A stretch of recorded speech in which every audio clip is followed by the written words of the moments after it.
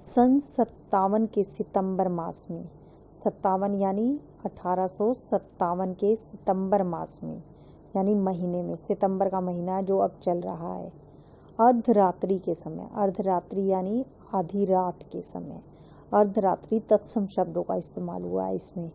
अर्धरात्रि के समय चांदनी में यानी चांदनी थी बाहर, एक बालिका स्वच्छ उज्जवल, स्वच्छ का मतलब होता है साफ सुथरे, उज्जवल सफेद वस्त्र पहनकर नाना साहब के भग्नावशिष्ट यानी टूटे फूटे खंडर के टुकड़े जो होते हैं प्रसाद के ढेर पर बैठी, प्रसाद यानी महल, महल के जो टूटा फूटा खंडर बन चुका था जो महल, अब उसके टुकड़ों पर बैठी हुई रो रही थी।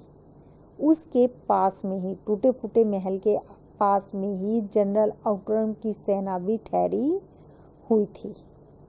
कुछ सैनिक रात्रि के समय यानी रात के समय रोने की आवाज सुनकर वहां आ गए। बालिका केवल रो रही थी और सैनिकों के प्रश्नों का कोई उत्तर नहीं दे रही थी। अब सैनिकों के प्रश्नों का उत्तर क्यों नहीं दे रही थी? क्योंकि उसे पता था कि वह दुश्मनों के बीच अब अकेली है। इसके बाद कराल रूप धारी, कराल का मतलब होता है भयंकर, भयंकर रूप धारण करने वाला जनरल आउटरम भी वहां पर पहुंच गया। वह उसे तुरंत पहचान गया, पहचान कर और बोला, ओ यह नाना की लड़की मैना है। पर वह बालिका किसी और न देखती थी और न अपने चारों ओर सैनिकों को देखकर वह जरा भी डरी। उसके मन में से भय जो था वह खत्म हो गया था।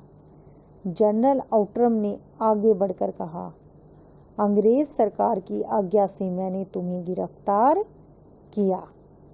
मैना उसके मुंह की ओर देखकर आर्त स्वर में बोली, आर्त यानी दुखी, दुखी थी वह, दुखी स्वर में बोली, मुझे कुछ समय दीजिए जिसमें मैं आज यहाँ जी भरकर रो लूं। लेकिन जो पाषाण हृदय वाला जनरल था उसने मैना की इच्छा पूरी होने नहीं दी।